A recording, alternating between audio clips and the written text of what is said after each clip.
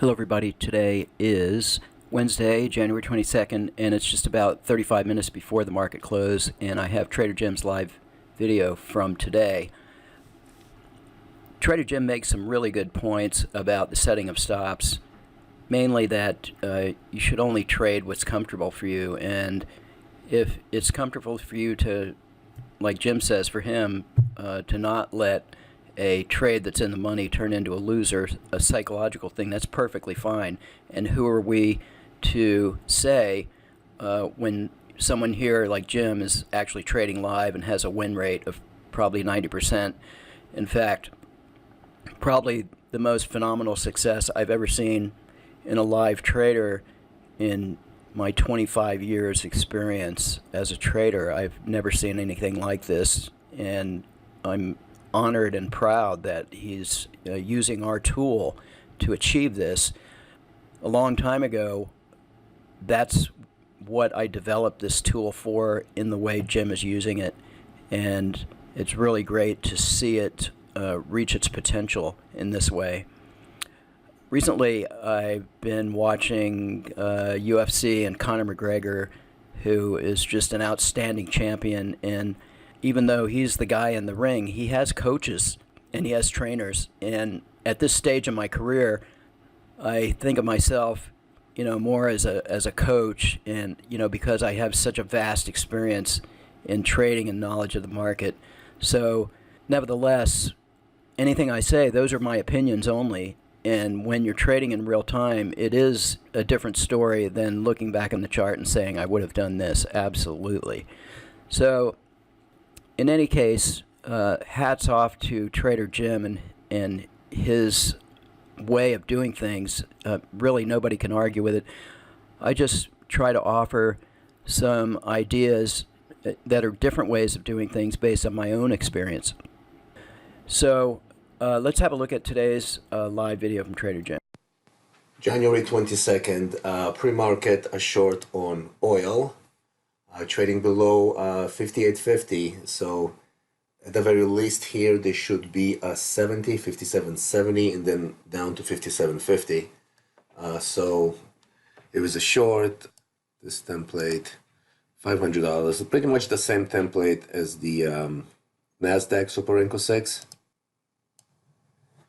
Okay, so just came back. Looks like 20 minutes away from oil open, already hit first target, and looking to complete the day on this template. So the stop here goes automatically to break even plus a few ticks after I think 30 ticks in profit. Gonna keep it on shorts if I'm stopped out here on the trail. I think we should see 57.50, although the 70 was hit. This was the first stop. I still think 50 is definitely doable here. So I'm going to stay on shorts.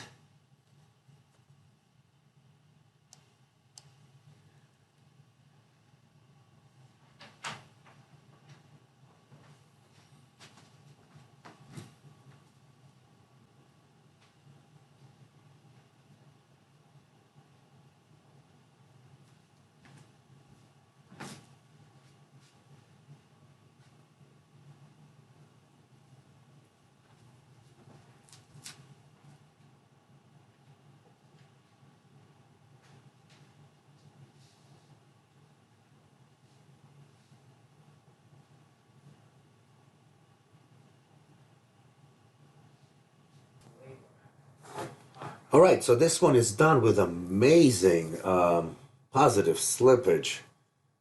The market just took down. This was right at the open, I guess. Sorry, I wasn't by the computer. Yep, right at the open, and just shut down. Look, this is a phenomenal. That's basically $100 positive slippage on this $500 target template. So yeah, for the first time in a few days, I was finally able to read oil, because it was bouncing in this range, and I really did not know what to do with it. As I said before, the NASDAQ for me is just much easier than oil. But once they broke 58.50, when they came up yesterday, and then they sold off, of this 58.80 and then broke 58.50, this to me was a sign that they're going to go much lower. So as I said, the 57.70 would be the first one, and 57.50, which we're not too far from now, they don't have to stop at 57.50, but definitely at this point, if I will trade oil again today, I would wait for some kind of a bounce. The reality is they might actually stop here, turn around, and shoot right back up to 58.50. So I'm not sure if I'm going to trade oil again today. This was definitely a good start. Just getting ready now to start with the Nasdaq, which came very close to my 92.57 price completion overnight. I think 92.40 was the high. So all right, let me load up a Nasdaq chart and get it going. All right, so we are opening up here. Just opened up looking for longs. So far a bit of a sell-off. Again, guys, I apologize for the noise today. It's going to be loud. I have children in the house. I have workers working on the kitchen, so I'm going to try and do our best. So far they're selling off, and the auto trader keeps me from a long trade. Again, not that short trades would not work, but until I see 92.57, I simply cannot take short trades. That's just part of my methodology, and I'm absolutely okay with missing out on winning short trades at this point. This would have been definitely a winning trade, but it's all right.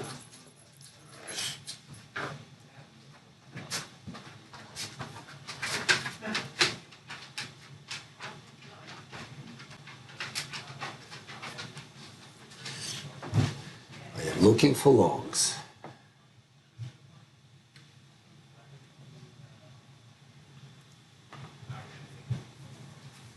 I don't have to wonder when a trade qualifies, because the other trader is going to do everything for me. Two contracts, $500 target, $500 stop, and here's the long.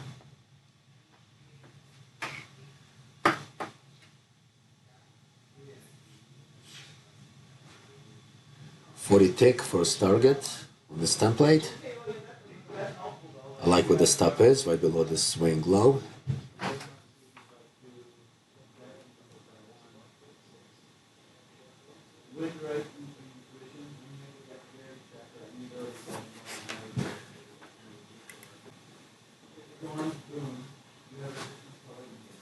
Here they come, first target.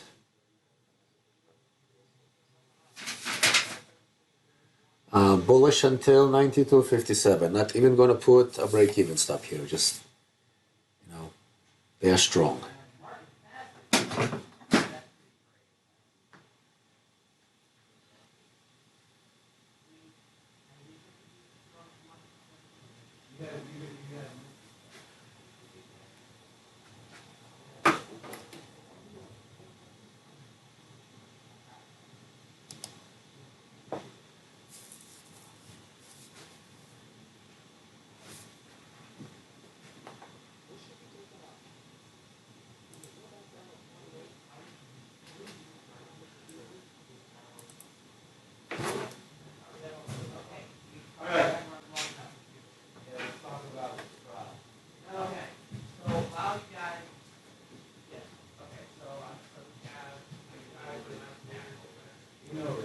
So yesterday, used the break-even in that 500 tick daily open range filter chart, and got bit. Randy commented on it. David, thank you, David, for commenting on it on the video. David made a great comment, by the way. I recommend for everyone to read the comment in yesterday's video, and when I can, I will respond to it.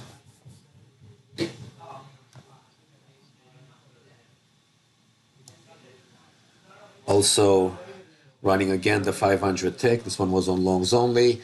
I cut the target here, and I'm trading two contracts, because trading one contract to the target would come very close to that 57. And I'm not saying they cannot break 57, but the normal thing to do would be a reaction from that price.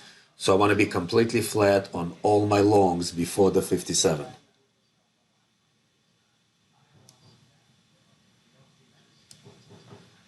come. Let's see if they can hit the target.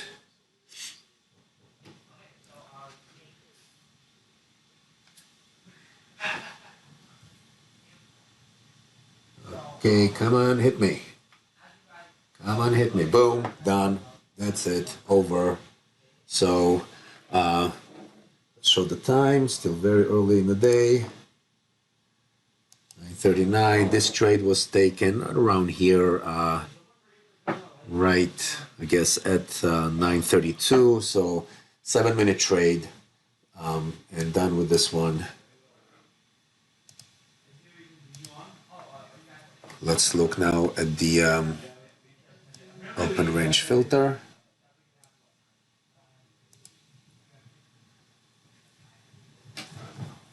So this one is a lot better for me because, now look, in the beginning, right, there was a sell-off and no long trade. That's the beauty of this template. Even though I was looking long, price retreated and there was no long trade. Once we came out, and that's for me is the perfect location for a trade, as close to the daily open range as possible.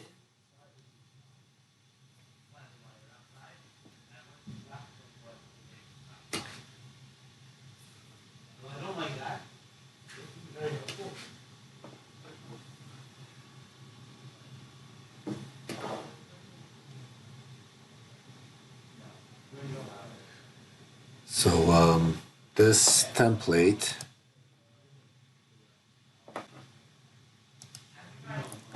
has, I changed it a bit for today, only a $500 target on 2 contracts. And here we go, we just hit it. Just hit it as we were talking. Why? Because I did not want it to get close to 57. I really want it to be flat, which is, this is really the perfect scenario for me to be flat before we reach the higher prices. So here we go, within 11 minutes, 2 accounts hitting targets. Picture perfect. The arbitrator played this one perfectly. I clicked on longs in the beginning, there was no long trade, price sold off, and the arbitrator kept me from a long trade. Recovery, I trade really close to the open range filter, which to me is the perfect location. Just took it all the way up. Perfect trade from the arbitrator. Disable. I think I showed the time. Still very early. Might do something, but not for a while now. So either looking for a retracement back close to the open range and then use the Super Renko 6 for a quick trade, or I'm going to have to wait until they reach 92.57. 92.57 normally, since it's a major price completion, just like 91.76 was. Look in the previous videos from last week and this week.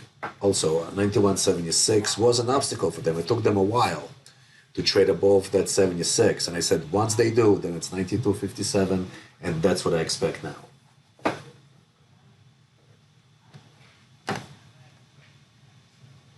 Another long over here. Not 10 o'clock yet. Same exact template, just loaded another account. As I said, until we reach close to 57, I am still going to take longs.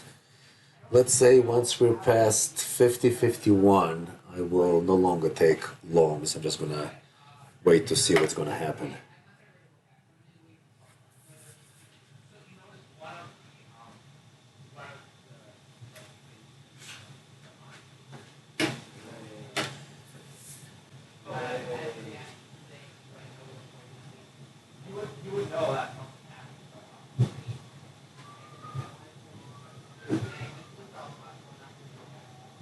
Yeah, so David, in his comment on yesterday's video, said a few great things. So first of all, he said, you know what, if I was up 15 points in the NASDAQ and then price came against me, you know, it took me out at break even, I think the word he used was it would wreck him. So you definitely should not trade in a style that's not comfortable for you. So if something like this would hurt you emotionally, don't do it. Now, obviously, I wasn't very happy when that happened. I'm not saying it did not affect me, but at this point, I know that there are plenty of opportunities And if a particular trade does not work out, the next one will, or the one after that will. In other words, in the long run, the trades will work out, and in between there'll be some trades that, like that open range trade, did not work out. Sorry, guys, gotta take this call. All right, so where was I? Yeah, so you should only trade in a style that's comfortable for you. You know, another point, see, this idea of break-evens and trailing stops, I completely agree with David. I mean, it could be a double-edged sword. I've been saying it for a while. Sometimes it serves a purpose, and when you know hindsight, right? So at the end, after the trade, when looking back, if you place a stop at break-even or trailing stop and you're taken out and then the price continues to go against your original position, you look like a genius and you feel great and you say, well, thank goodness I took this break-even or this trailing stop. But what also happens is that, like what happened yesterday, you place your stop, either a trailing stop or a break-even stop, it takes you out and then continues to go in your direction. So then you look back and you say, well, I shouldn't have done that. But in reality, when things happen in real time, there is no way of knowing which way the price is going to go. I constantly battle with the idea of trailing stops and break-even stops. Yesterday's trade, I had a reason to be concerned. As I was saying in that video, I was concerned about the 91.76. I was concerned that if after hitting it, they cannot sustain it, kind of like today with a 92.57. The closer we get to 92.57, the more cautious I'm going to be. So yesterday, once they hit the 91.76 and they weren't able to hold it, and I saw that sell-off, I got nervous, and so I was taken out at break-even. Then, of course, they turned around and broke right through it. But they could have also gone down 40 more points. So would you allow a winning trade that was 15 points, $300 in the money? Would you allow a winning trade become a losing trade? Is that a good idea? No, probably not. So Randy's solution was somewhere in between. It was actually a very good idea. I said, well, why not place your stop below a previous swing? Makes perfect sense. Sometimes in the heat of battle, we make some incorrect decisions. Looking back, I agree with Randy. I should have placed that stop instead of break even below a swing low. Now I don't remember. So that swing low was below the entry. So again, I did not want a winning trade to become a losing trade. Psychologically, that would bother me. See, obviously, it's also bothered me that I was stopped out at break even after being in the money in such an amount. But it's different than actually being in the money and then the trade ending up being a losing trade. That would affect me. So again, that's why I placed the stop at break even. Again, understand, unlike most other things that you see, those 4 o'clock webinars where the guy comes on and says, oh, here was first target. When the guy comes on and says, well, here's what I would have done, and this is what I did. Hold on, sorry. Sorry, a bit chaotic here today. So what was I saying? Right, yeah, so everything I'm showing you is in real time. That's why I'm showing you constantly the computer clock and the time in sales, and that this is a live account. You would not have a yellow configuration panel in the replay mode. This is live trading, and in live trading, obviously, much more susceptible to being driven by our emotions, and I'm no different than anyone else. I mean, the average trader definitely helps me, but I'm still susceptible to emotions, and sometimes my decisions are not based on what might make more sense, but what I at the time feel. So I guess in a confusing way, this is my response. I completely understand what David is saying, and no one should trade in a way that's not, you will never be successful trading in a way that's not comfortable to you. If you cannot take break even after being up 15 points, then this is not a style that suits your personality, and you should not trade in that way, because you will never be successful. If you're more into scalping, So the Super Enco 6 could be used for scalping. Now here you could implement some kind of and I used to implement a break-even, which I'm considering now manually since it's having trouble over that 40, but I'm still bullish.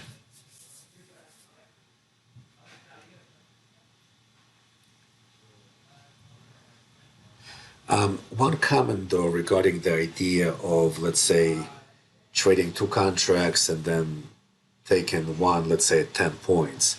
Remember in the template yesterday, the risk is 75 ticks, which is close to 20 points. So you understand the problem, right? If you are risking 20 points on that one contract, but your first target is 10 points, so your risk is basically twice as much as that first target. So if you're trading two contracts and you're going to take one off at 10 points, well, that same contract, the risk is 20 points. In the long run, unless you have a very high win percentage, this kind of an approach would not work out. You probably need to have, I imagine, at least a 70-75%, even more, win percentage to withstand this idea of risking 20 points to make 10 points. So that's something just to keep in mind. Unless your original stop is not 20 points, but it's 10 points, so then it's okay. So if you're trading two contracts and you have a stop at 10 points, then it's okay to have a first target at 10 points. But the template I use for that open range is more of a big picture kind of an idea where I give it more room to breathe. Because as you've seen in today's open range, first the market went down and then came up.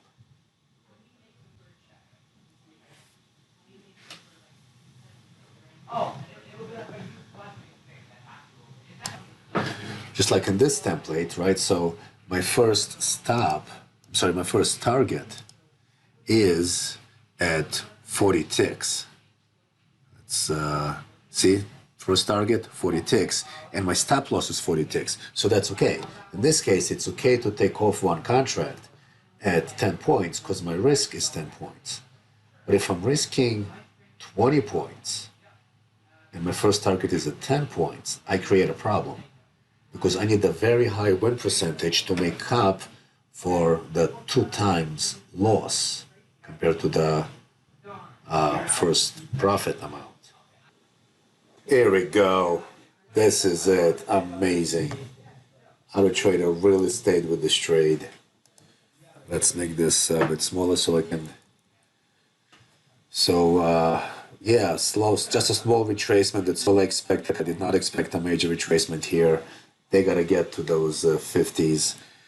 So a long trade qualification here, hit first target, and then just stayed patient the whole way. I moved my stop right below this swing earlier on Randy's advice, which was this time it was solid advice. If I was on break even, it would have been taken out, and probably even though I was taken out, probably here I would have gotten long again and hit my target anyway. But this way was just smooth and beautiful. I am definitely fairly sure I am done for today. 1041. Here's the template and time of sales. I don't think they're done yet. They're looking higher. They're looking for that 57. That's what they're doing. All right, everyone. Have a great day.